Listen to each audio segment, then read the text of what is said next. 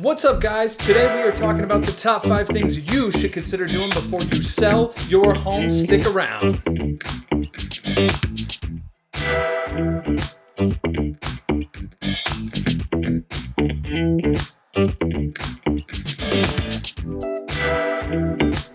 What is up, guys? Thanks for joining us today. Today we are going to be talking about the top 5 things you should consider doing before you sell your home. Now, everybody's always wondering what they need to spend their money on, what they need to put their effort into. That's what we're going to be talking about today. There's obviously a lot of things that you could end up doing, so we want to focus on the top 5 things that you could do, the things with the biggest return on investment. Now, number 1, declutter. So, what can you do? Think about going through a model home. They're always very clean, well put together. As much as you can, you want to emulate that as well. So look at each space in your house and think less is more. Take away all the clutter, the tchotchkes, all those type of things. Get rid of them, get them off the shelves, put them in a box, stick them somewhere else, Salvation Army, I don't care, but get them out of the house. It's going to make a difference, I promise you. Number 2, smell. It's really important. I feel like I'm gonna sneeze. I'm okay. Listen, sometimes when you're in a house for a long time, you don't even smell the smell anymore. That's a problem. Pet smells, pee smells, pet smells, moldy smells. Now, there is one exception to the smelling rule, and that is fresh paint. It's kind of like that new car smell. So same type of thing. Granted, you don't want it to smell like disgusting or like really, really strong. But a new paint smell, kind of like a new car smell, usually acceptable. So if that happens, don't worry about it. It's best to keep it neutral. So just consider the smells. Here's what I recommend. There are 2 smells in particular that most people really like. Number 1, cookies. Cookies are delicious. If you don't like cookies, you're a psycho. The second one is cupcakes. Now, both of those have scents available on those little wax heat up candle things. You know what I'm talking about? Wax, there's no fire. I recommend those. Those are nice. They seem to smell a little bit longer. So, cupcakes, cookies, those smells. People walk into a house after seeing 5 homes one day, and they're going to be like, oh, I remember the house that smelled like cupcakes. Oh, I remember the house that smelled like cookies. So, if you want to put your best foot forward with the smells, consider cupcakes and cookies. Next, curb appeal. Now, this is just one of those things. Everybody takes care of their house differently. Everybody has different wear and tear. But if you're taking an objective look at your home, from an outside perspective, if you pull up to the house and the weeds are overgrown and the lawn hasn't been cut and there's no mulch and no flowers and there's wood rot on the outside of the house, whatever the case is, it's not good. You have one opportunity to make a first impression. So when somebody pulls up to the house, they're going to take in the exterior first. You don't want that to be unpleasant. And a lot of times it doesn't take that much effort unless you have a horrible outside of your house. You might not want to even go into the house if the exterior looks like crap. So, a couple of things that you can do. Mulching around bushes, mulching around trees, a couple little flowers. Guys, these things are super cheap. You can get them at Home Depot or Lowe's. It's worth it. Put a little pop of color. If your bushes are overgrown, cut them down. This is the time, especially because you're going to be taking photos of the home. The last thing you want is terrible landscaping right on top of that. So a lot of this is more sweat equity than actual monetary investments. Number 4, cleanliness. Kind of similar to decluttering, but really we're going to another level here. People are going to be coming into your home. Are you a disgusting human being?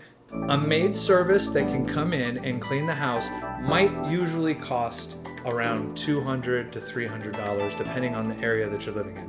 Well worth it to get a deep clean. We want a deep clean before you actually start showing the house. Why? Because you probably haven't cleaned above your fans. Why? Because you probably haven't cleaned your baseboards. People don't have as great of imagination as you might think. So sometimes when they walk around the house and it's dirty, it doesn't matter that it could be cleaned. It doesn't matter that it could be painted. It's gross now. So level it up if you're a little bit low here on the cleanliness totem pole. Step up a bit because it's gonna be worth it. Again, these are all components that sort of fit together that make this showing, to make everything that you're doing to get your house ready to sell more valuable. Put your best foot forward. We're trying to maximize the amount of money you're making. It takes a little bit of effort. You can't just list it and forget it. It's not the way it goes these days. Most people universally appreciate cleanliness. So if most people usually appreciate cleanliness, then it's probably something we should consider doing. So number 4, cleanliness. Number 5, and this is just one of those little tricks of something that you can consider doing. A lot of people are trying to mitigate any issues that might come up on a home inspection. So you're trying to rack your brain and think about, what can I actually do? What should I spend my money on and what shouldn't I? Well, sometimes there's a little trick where you can get in touch with some local home inspectors and you can pay them sort of a reduced amount to kind of do what we call a pre-inspection. Something that's not so invasive. They're not going to really go into too much in depth into the house, but what they will do is be able to walk through, kind of do visual inspections, and just point out any big key items before it comes up in the home inspection. So what we're talking about are mostly the big ticket items, like roof leaks or major mechanical defects, things that like most buyers are definitely going to bring up and want and know that that's important. And sometimes if you can mitigate those issues ahead of time, it makes the whole experience a little bit better, because as a whole, now we've taken away a lot of the big items. People are usually less worried about other little small items. They feel like the homeowners have taken better care of the house, so there's a little bit more security. And then a lot of times you have things like home warranties that can take care of any other issues.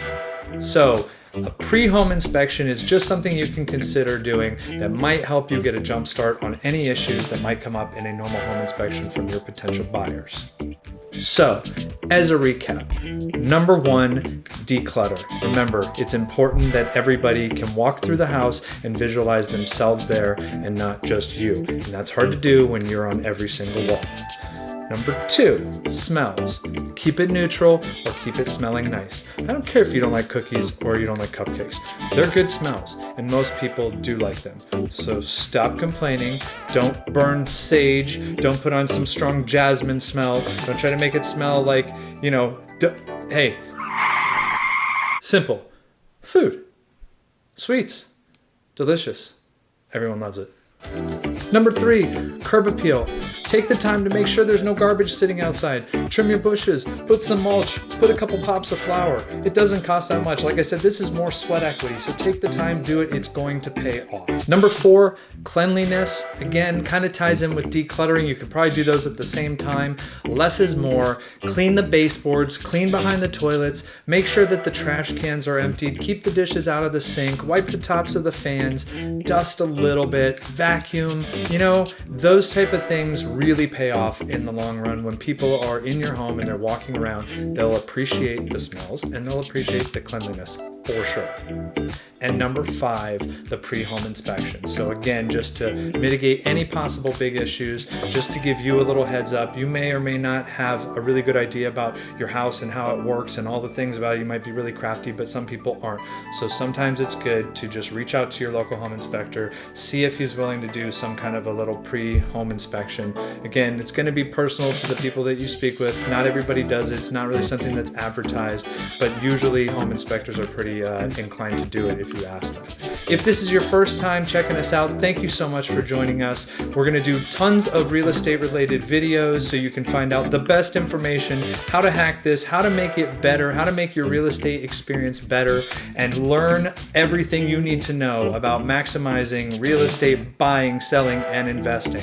If you haven't already, please like and subscribe. Leave a comment. If you have questions about real estate, we'd love to hear from you. You can reach out to us, DM us. Have a wonderful day. God bless.